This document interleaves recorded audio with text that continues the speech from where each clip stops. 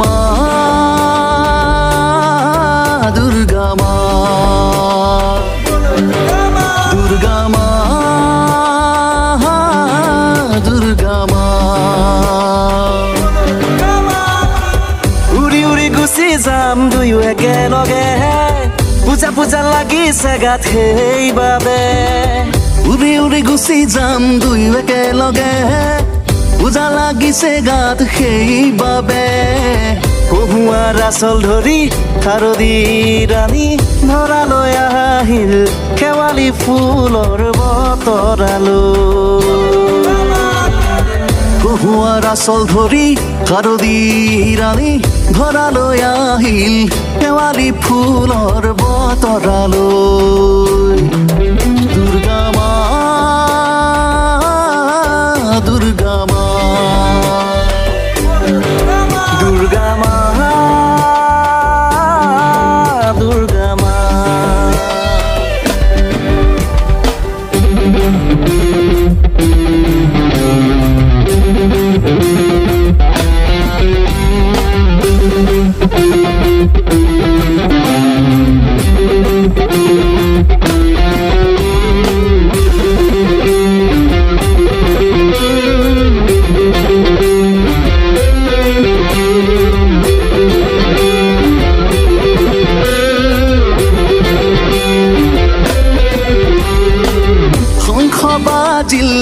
ঘণ্টা বাজিল ঢাকতো চাপৰ পৰিল শংখ বাজিল ঘণ্টা বাজিল ঢাকতো চাপৰ পৰিল আয়তীৰ উৰুলি ধ্বনিত উজনি নামনিত সকলোৰে গাত পূজা লাগিল আয়তীৰ উৰুলি ধ্বনিত উজনি নামনিত সকলোৰে গাত পূজা লাগিল সকলোৰে গাত পূজা লাগিল দুৰ্গা মা দুৰ্গা মা দুৰ্গা মা দুৰ্গা মা দুৰ্গা দুৰ্গা দুৰ্গা দুৰ্গা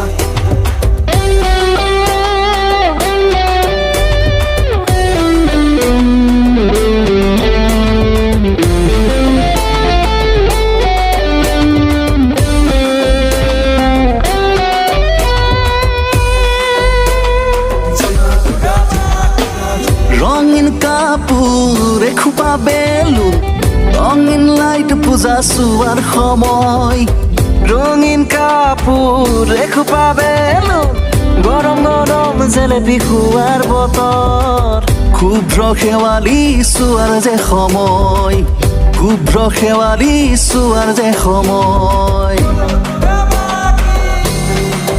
দুৰ্গা মা দুৰ্গা মা দুৰ্গা মা দুৰ্গা মা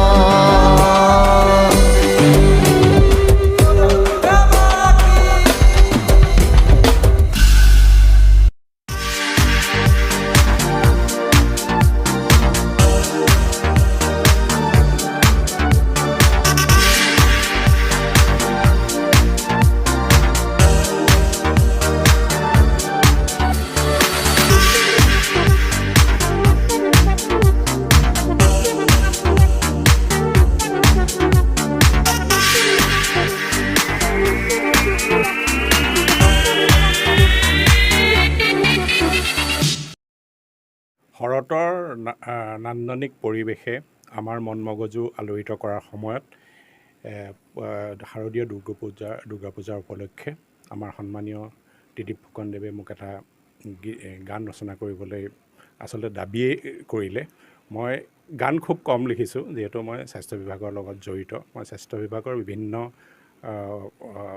আদৰ্শ কিছুমানৰ কাৰণে মই গান লিখোঁ, কিন্তু গান একদম কম লিখিছোঁ। মই ত্ৰিদীপ ফুকনদেৱৰ একান্ত অনুৰোধত মই এইটো গান লিখিলোঁ। আচলতে এইটো এটা মই কবিতা লিখিছিলোঁ, কবিতাটো গান কৰা হৈছে আৰু তাৰ কাৰণে মই শ্ৰদ্ধাৰ ত্ৰিদীপ ফুকনদেৱ আৰু ৰঞ্জন বৰাদেৱক মই ধন্যবাদ জনাইছোঁ। গানটোত তেখেতসকলে খুব সুন্দৰভাৱে ত্ৰিদীপ ফুকনদেৱে কণ্ঠ নিগৰাইছে আৰু ৰঞ্জন বৰাদেৱে অভিনয় কৰিছে। আচলতে এইটো এটা সমূহীয়া প্ৰচেষ্টা, মোৰ অকলে একো নাই, গোটেই ক্ৰেডিটটো ত্ৰিদীপ ফুকন দাৰ যায়, ৰঞ্জন বৰাদেৱৰ যায়। মই আঁৰৰ মানুহে, মই খুব মানে কথাখিনি হেৰি কৰি দিলোঁ আৰু তেখেতসকলে এইটো খুব সুন্দৰভাৱে ফুটাই উঠিছে। আৰু আজি ভাল লাগিছে, আজি ষষ্ঠীৰ দিনা দেৱী দুৰ্গাক ইতিমধ্যে বেদীত প্ৰতিষ্ঠা কৰা হৈছে।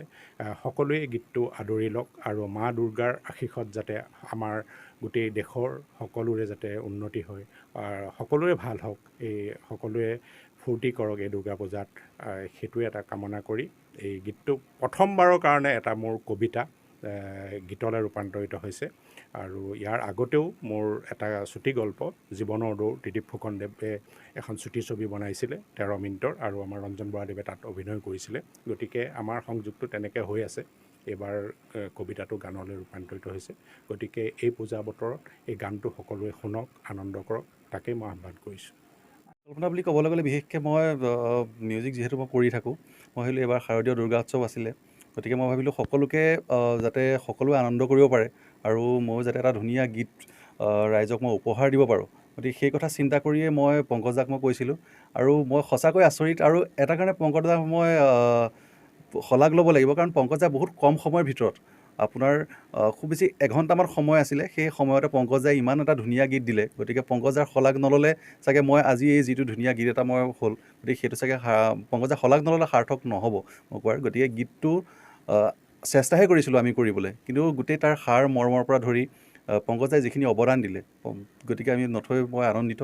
আৰু ইমান এটা সুন্দৰ গীত পংকজ দাৰ অবিহনে পূৰ কৰি তোলোৱাটো সেইটো অসম্ভৱ। আৰু এই গীতটোত আমাৰ ৰঞ্জন বৰাই অভিনয় কৰিছে আৰু আমাৰ চিনেমাটোগ্ৰাফী কৰিছে প্ৰসিদ্ধই, আৰু গীতটোৰ প্ৰডাকশ্যনত বহুসকল আছে, আৰু অভিনয় কৰিছিলে কুকি আৰু বাগ্মিতাই।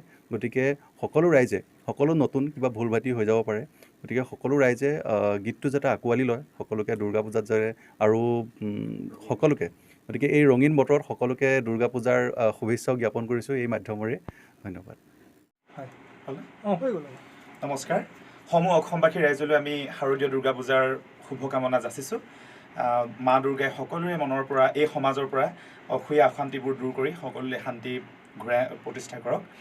আমি আজি খুব সৌভাগ্যৱান যে আজি আমি আকৌ একলগ হৈছোঁ। আমাৰ অতি শ্ৰদ্ধাৰ বিশিষ্ট কবি, সাহিত্যিক, গল্পকাৰ, লখিমপুৰৰ নিবাসী পংকজ সভাপণ্ডিতদেৱৰ এটি গীত, দুৰ্গা পূজাৰ উপলক্ষে নিৰ্মাণ কৰা এটি গীত আমি ৰাইজৰ মাজলৈ আজি শুভমুক্তি দিব বিচাৰিছোঁ।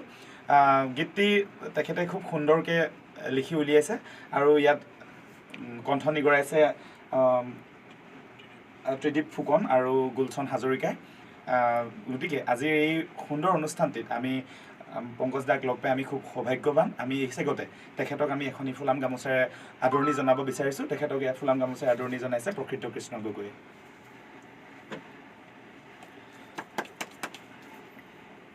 ইয়াৰ পাছতে আমি গীতটিৰ শুভমুক্তি অনুষ্ঠানলৈ আগবাঢ়িব বিচাৰিছোঁ। আমাৰ অতি শ্ৰদ্ধাৰ গীতটিৰ গীতিকাৰ শ্ৰদ্ধাৰ পংকজ সভাপণ্ডিতদেৱক এই গীতটিৰ শুভ উন্মোচন কৰিবৰ বাবে আমি অনুৰোধ জনাইছোঁ। আচলতে এয়া আমাৰ প্ৰচেষ্টা, আৰু কবিতাবিলাক আৰু শৰতলৈ মোৰ কেইবাটাও কবিতা আছিলে, আৰু সেই কবিতাৰ মাধ্যমেৰে এইটো গীতলৈ ৰূপান্তৰিত হৈছে। গতিকে আমি ভাবোঁ যে অনাগত সময়ত এনেকুৱা পূজা হওক বা বিহু হওক, তেনেকুৱা ধৰণৰ আমাৰ এই অভিযান বা এই যাত্ৰাটো থাকিব। আৰু বিশেষকৈ মই ত্ৰিদীপ ফুকনদেৱক পুনৰবাৰ মই ধন্যবাদ জনাইছোঁ। তেখেতৰ এই যে চিন্তাটো কৰিলে, আমি পূজাত এটা আমি গান কৰিব লাগে, অসমীয়া গান কৰিব লাগে, সেইটো কাৰণেহে আজি এই সৃষ্টিটো সাৰ্থক হৈছে।